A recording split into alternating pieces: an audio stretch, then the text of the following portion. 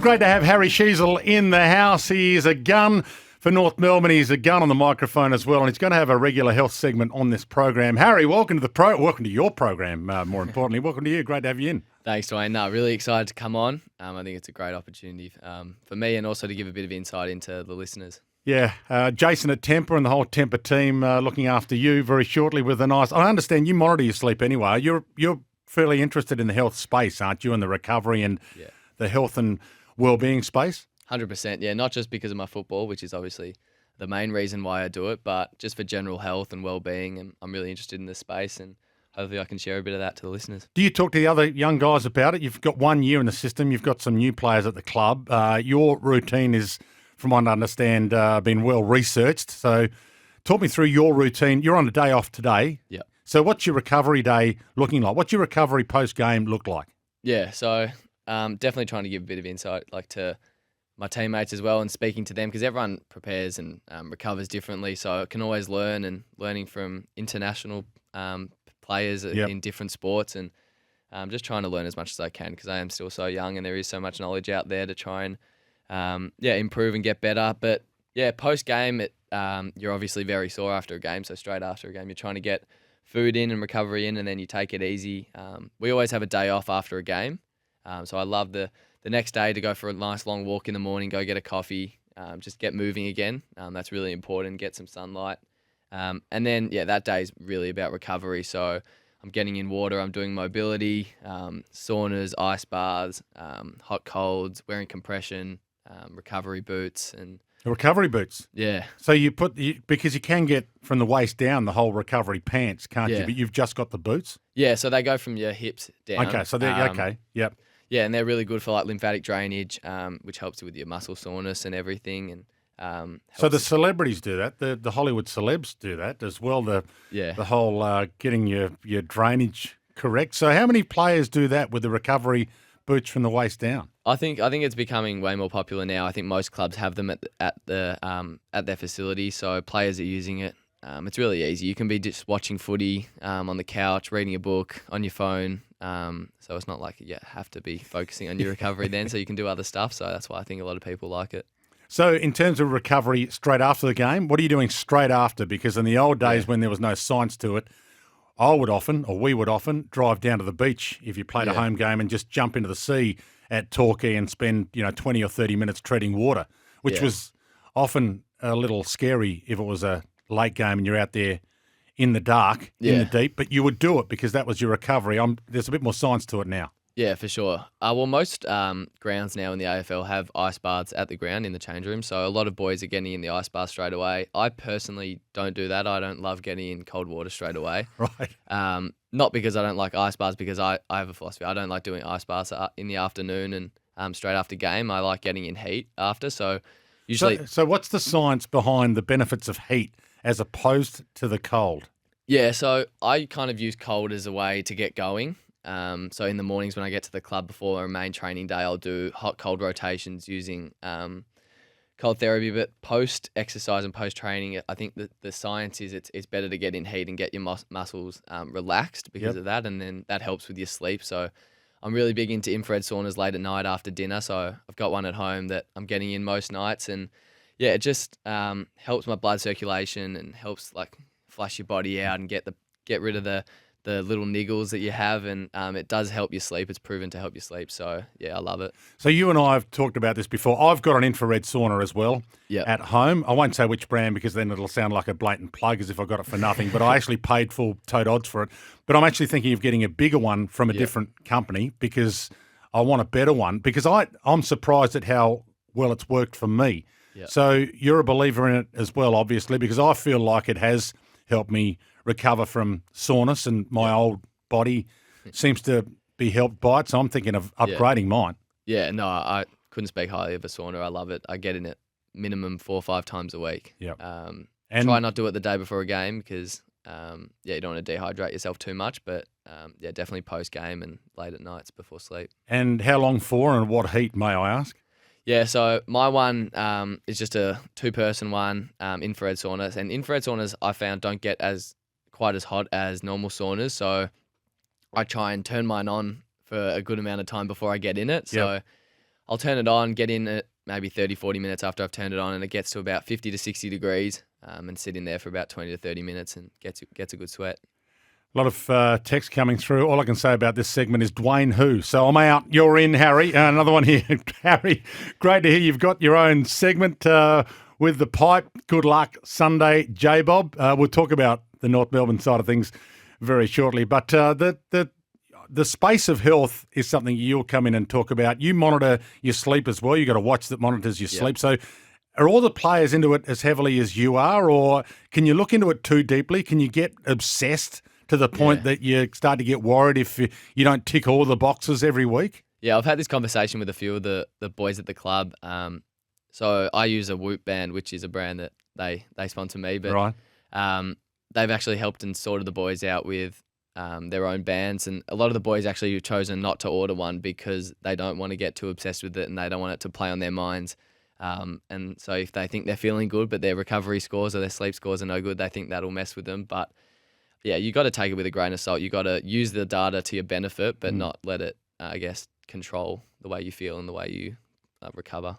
And are you going to do something online? You've been doing some stuff online as well when it comes to the health space. You're going to do it with us here, thanks to Temper, but you're going to do some stuff as well online. Yeah, I'm not too sure what that looks like. I'm just still trying to learn as much as I can about it and just apply it to my routine because I'm still quite young, so I don't want to do too much too early. But yeah, I'm very interested in the space for sure. And you went overseas with Clarko. We've discussed this before, but you went overseas with Clarko. What did you learn from the Golden State Warriors? What did you learn from that little study tour where you and Drury, who else went? George Wardlaw. George Wardlaw as well. So the three of you, he handpicked three young guys to go over there. What did you learn from your time over there? Yeah, so we were planning to go to the States, so we made kind of a half a holiday, half business trip, I guess. Clark, off the back of Clarko's invitation. It was kind of an open invitation to anyone, and we definitely swooped on the opportunity. So we started in LA just for a little holiday, the first of the three of us. Then we were fortunate enough to go to the Nike headquarters in Oregon, and that was just next level. The facilities and the recovery stuff there really was an eye-opener. And then we met Clarko in San Fran, where we were fortunate enough to train at Stanford University, watch their college football team and their water polo team train and use their facilities as well, and then to watch the Golden State Warriors as well was epic. So where does the AFL stand when it comes to the technology of health and fitness compared to the way other world bodies are doing it? They're very close. That's what surprised me. I thought it was going to be completely different new methods, ones that we haven't seen here, but I think Australia and elite sport over here are so up to date with everything they've got. Maybe the way it looks and the next level technology, like it's the same things. Like they got the ice bars, the saunas, the steam rooms, but it's just that little bit better and more luxurious, I guess, which I think we're not far off. Can I ask you a couple of footy things first before we take a couple of calls? Sure. Why aren't you playing in the midfield? Can we get you in the midfield? Has Clarko mentioned to you maybe starting in the centre square for the bounce? Have you been talking about it a bit more?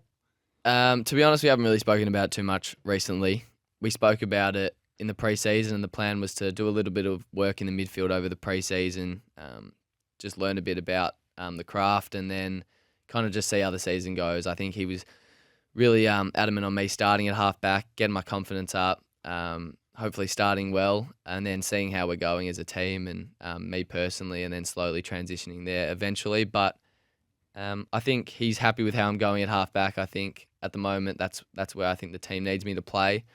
And then, it's kind of a hard one because, I might be able to offer a bit more in the midfield, but we might lose a bit at half-back, and we have a lot of players going through the midfield as well that can impact and are doing a good job. And so it is a hard balance, but I'm still only 19. I got to be patient. Got a lot of footy ahead of me, so I trust everything that Clarko believes in, and he obviously did an unbelievable job of putting me to half-back last year, and that's started my career really well and has helped me settle in, so I definitely trust him. Are you a consumer of media? Because not just me, there's a lot of people saying that you should be in the midfield, because I'm of the belief that inside 50 kick, which you pulled off a couple of times last week against Geelong to perfection, is probably more important than the kick from half-back or the back pocket to half-back or half-back to the wing. In your eyes, what's more important? Are the inside 50 kicks more important? Oh, for sure. They're the ones that can win you games, and I think I can still have the ability to do that like I did on the weekend. I was playing the same role. I think that's off the back of it, the way we defend. So we try and squeeze up the ground a bit higher and turn the ball over in our forward half, and that's going to allow me to get the ball in that forward half and impact the game there. So in the first month of the season, we were really struggling on that, and we were turning the ball over really deep in our defence, and that's why I was getting all those touches, back pocket, half back, and not really being able to impact the game as much, but I was fortunate enough to have a couple on the weekend. So do you think you'll push forward harder from half back? Is that the plan? So you'll still be getting some inside 50 kicks, but you'll be getting them from your position at half back as opposed to having to be moved into the midfield to do it? I think so for now. I think that's the goal. We're not too sure. It can change week to week as well based on who we're playing, the way who's available for us. So I'm not going to say it's set in stone, but it's off the back of the way we defend. So I think I'll stay at half back for the moment, but we'll see what happens. And light body theory in the midfield, is it too much to expect a guy like you? I mean, George Wardlaw's fairly thick in terms of his core strength, but you, McKercher, George, is it a bit hard for you to go head-to-head with the bigger body? I mean, if you're playing Collingwood, you'd have De Goey in there. If you're playing against Melbourne, you'd have Petrarca and Viney in there. So is it hard for us to expect the young guys to be able to compete body to body?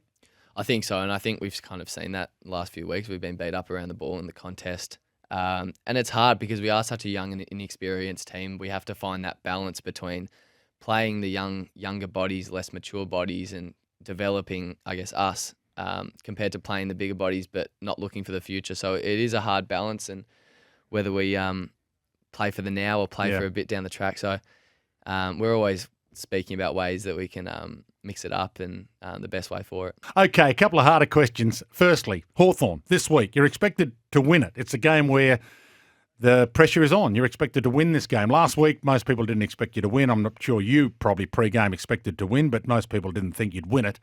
But the expectation's high this week. Yeah, it definitely is. Both teams undefeated, so naturally there's going to be a bit more pressure on both sides to perform. And for us, nothing really changes during the week. We prepare the same way. We'll do our opposition analysis tomorrow and go into the game the same way with the same mentality. We always go in with belief. I think that's really positive what we're doing at the moment at the club. The culture's still really good and the belief is still there every week. So if we go in with that, and I think the team that wants it the most this weekend's going to win it. I think that's really important. It's nice to hear that because you think effort's going to be the factor. You don't think there's that much difference in terms of talent, or do you think effort's just such a big factor in modern footy that if you bring it this week, it might be the difference maker? Yeah, I think for us, we've seen that the team that wins in the contest and the pressure rating this year, most teams have gone on to win the game. So I think that's really important. We've talked a bit about how hard you run when you don't have the ball. Is that something that gets tracked fairly heavily because your defensive pressure is based on how hard you work when you don't have it? Yeah, it's also a system, the way we defend, and with coming forward and putting pressure in the opposition's face and trying to make them kind of delay them, and helps us get set up behind the ball a bit better as well to help us defend better, which we definitely need at the moment. So do you ever see yourself morphing into a one-on-one kind of defence, or do you think that's so far away, even though Port did it a couple of weeks ago? Port deny opposition marks as well, so Port are the kind of team that actually put pressure on teams to not allow them to marking game, which is a different defence to play as well. Yeah, it is. I think it kind of, we make tweaks every now and then to the system, but overall the system, we kind of back ourselves in to support each other, and it's a system defence. It's not just one-on-ones. And they say that you learn more from losses than from wins. What did you learn from the Cats last week? They're a pretty good unit, aren't they, even though they're just sort of regrouping themselves off the back of a year where they missed the 8? Yeah, definitely. And over there at GMHBA, they're so strong and so hard to beat. But they do an unbelievable job. Their defensive stability, I think, is one of the best in the comp at the moment, and Tom Stewart's doing a great job at that. They're releasing him as that interceptor type, and he's kind of doing what he wants back there, which it's really hard to plan for and to beat and counter, and as well as their half forwards, like Brian Myers is a great player, Brad Close as well, and they do a really good job of trying to pull you apart, your backline apart, and their half forwards get really high and their deep forwards stay really deep, so it's hard to connect. We struggle with that at times. You've had a couple of games at GMHBA. Is it a difficult ground? Is it a different ground, that cigar-shaped ground to defend? A little bit. It didn't feel too different this time around because we played the week before in Adelaide at Norwood Oval, which was even skinnier. So we kind of were prepared for that. So it didn't feel too dissimilar. Nick Larkey, 100th game this weekend. He's been a great full forward for you, and he's sticking around, which is even better. Yeah, 100%. He's an unbelievable player and an even better person. He's a great leader at our club, and he's had to shoulder a lot of the load up forward for recent years. And he's committed to the club long term, which is really exciting, and hopefully he gets rewarded. Will Clarko use that as a motivation factor pre-game? Do you do the video pre-game thing? Does Clarko like to do that? Yeah, we do. It's more for the individual. It's an unbelievable achievement playing 100 games, especially where he came from at such a late pick. I'm sure he could never have imagined of playing 100 games for North Melbourne to sign such a long contract and make an All-Australian team. So he's done an incredible job, and it's an incredible story. And a question based on what's happened this week. There was a caller earlier on and a texter as well suggesting that if you're going to give discounts for good records, then it's a disadvantage for young players like you who've got a good record but haven't had a chance to actually prove it over 200 games yet. What's your philosophy on whether you should get a good guy discount at the tribunal? Yeah, I think it is a weird one. I kind of understand it in a way that if you have played like 300 games and you've never committed any, not crime, but like haven't done anything bad, that you maybe should have a bit of leniency towards your penalty. But yeah, it is a bit of a weird one with the younger players, and I think it is a very tough topic. And I think if you are committing, I guess, those acts at a young player, you probably should get penalised to teach you the lesson. But if you have proven as a long-term player that you are a, I guess, good footballer, good citizen, that you get I guess adjudicated accordingly. So when do you think your good guy discount will kick in? Do you think it should kick in at 150 or 200 games? Well, when do you think is a fair time for it to kick? Yeah, I'm not too sure. I can't really put a game limit on it, but hopefully I'm always the good guy and I never commit anything. Well, you've been a good guy in here today, Harry. Great to have you in. Looking forward to talking to you on a regular basis. Thanks for coming in. Thanks, Dwayne. Appreciate it.